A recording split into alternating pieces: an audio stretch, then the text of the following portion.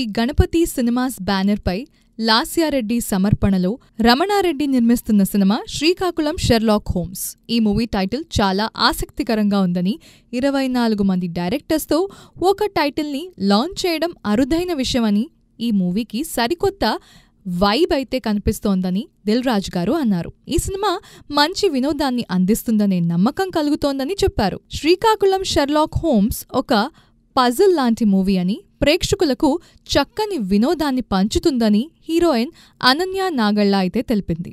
ఈ మూవీలోని పాత్రను ఎంతో ఓన్ చేసుకుని వెన్నెల కిషోర్ అయితే పోషించాడని దర్శకుడు రైటర్ మోహన్ అయితే చెప్పారు. ఇందులో వెన్నెల కిషోర్ తండ్రిగా సంతృప్తికరమైన పాత్ర చేశారని నాగమహేష్ అన్నారు. ఈ కార్యక్రమంలో భద్రం, ప్రభావతి, ఎగ్జిక్యూటివ్ ప్రొడ్యూసర్ రాజేష్ రాంబాలా తదితరులు అయితే పాల్గొన్నారు. శ్రీకాకుళం షెర్లాక్ హోమ్ టైటిల్ కొంచెం క్యాప్షన్ చదవడం కొంచెం టఫ్గా ఉంది.